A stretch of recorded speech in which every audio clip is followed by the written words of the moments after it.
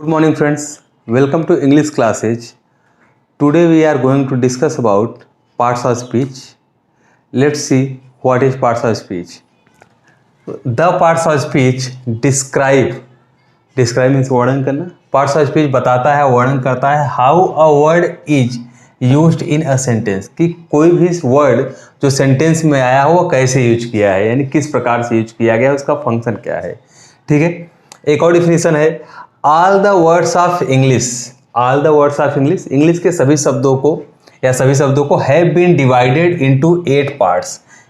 इनको 8 भागों में बांटा गया है according to their use and function. उनके यूज और फंक्शन के अनुसार, जैसा उनका कार्य है उसके हिसाब से इंग्लिश के सभी शब्दों को 8 भागों में बांटा गया है. यही 8 भाग, these 8 parts are called parts of speech. यही जो 8 भाग हैं इन्हें हम क्या कहते हैं, पार्ट्स ऑफ स्पीच कहते हैं. पहला हमारा क्या है, नाउन है, जिसे हम हिंदी में संज्ञा कहते हैं. दूसरे नंबर पे आता है हमारा प्रोनाउन, जिसे हम क्या कहते हैं, सर्वनाम कहते हैं. तीसरे नंबर पे हमारा आता है एडजेक्टिव, जिसे हम विशेषण कहते हैं हिंदी में. चौथे नंबर पे हमारा आता है वर्ब, जिसे हम क्रिया कहते हैं. 5वें नंबर पे हमारा आता है एडवर्ब, जिसे हम क्रिया विशेषण कहते हैं. 6वें नंबर पे आता है हमारा प्रेपोजिशन, जिसे हम संबंध बोधक अव्यय कहते हैं.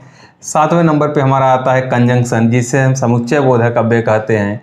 और 8वें नंबर पे आता है इंटरजेक्शन, जिसे हम विस्मयादि बोधक अव्यय कहते हैं.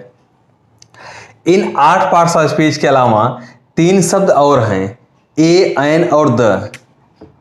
ए, एन और द, ठीक है, जिन्हें आर्टिकल कहा जाता है, ठीक है. और कुछ ग्रामेरियन जो हैं, कुछ व्याकरणाचार्य जो हैं, वो आर्टिकल को 9वां भाग, आर्टिकल को पार्ट्स ऑफ स्पीच का 9वां भाग मानते हैं, यानी पार्ट्स ऑफ स्पीच का 9th पार्ट मानते हैं.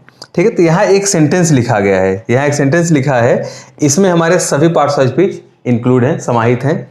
तो वर्ड है हमारा आ, the blind beggar fell into a deep ditch and he was hurt badly. अब हम देखते हैं कि कौन सा वर्ड किस रूप में प्रयोग किया गया है. या आ, ए एच, आ क्या होता है, इंटरजेक्शन होता है. तो क्या हो जाएगा, INTERJECTION, यह क्या हो गया, इंटरजेक्शन हो गया. द हमारा क्या है, आर्टिकल हो गया. द क्या है, आर्टिकल है. ठीक है. ब्लाइंड हमारा एडजेक्टिव हो गया. बेगर नाउन है, बेगर क्या है, नाउन है. फेल वर्ब है. इनटू आपका प्रेपोजिशन हो गया. ए भी हमारा आर्टिकल है. डीप क्या है, यह डीप, ये एडजेक्टिव हो गया. डीप मीन्स होता है गहरा, ये भी हमारा क्या है, एडजेक्टिव है. डिच हमारा नाउन है. डिच क्या है, नाउन है. डिच मीन्स होता है गड्ढा. एंड हमारा हो गया कंजंक्शन.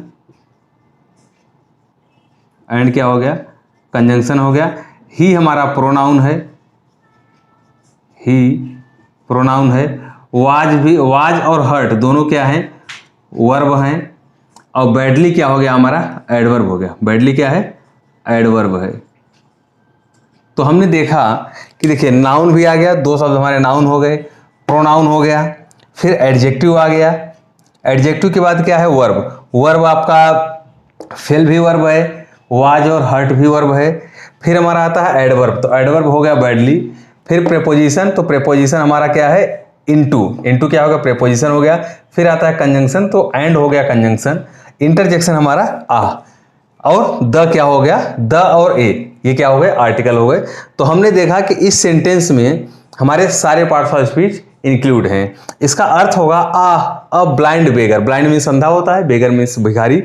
फेल मीन्स गिरना. इनटू आपका प्रेपोजिशन में का भाव दे रहा है. डीप मीन्स होता है गहरा. डिच मीन्स गड्ढा. एंड मीन्स और, ही मीन्स वह. वाज हर्ट माने चोट लगना. बैडली माने बुरी तरह से. तो हम इसका अर्थ अगर देखेंगे तो दुख को व्यक्त कर रहा है. तो बड़े दुख की बात है कि एक ब्लाइंड बेगर, एक अंधा भिखारी एक गहरे गड्ढे में गिर गया और उसे बहुत बुरी तरह चोट लग गई. ठीक है. तो ये हमारा था पार्ट्स ऑफ स्पीच का इंट्रोडक्शन. इनको हम 1 बाय 1 डिटेल में पढ़ेंगे। तो सबसे पहले हम नाउन पढ़ेंगे, फिर pronoun, adjective, verb, adverb, preposition, conjunction, interjection. उसके बाद हम इसमें आर्टिकल को भी देखेंगे। किसको देखेंगे? आर्टिकल को, क्योंकि हमने जैसा बताया कि आर्टिकल को 9वां पार्ट्स ऑफ स्पीच माना जाता है। तो कल वाली जो हमारी क्लास होगी उसमें हम नाउन से स्टार्ट करेंगे। ठीक है, थैंक यू।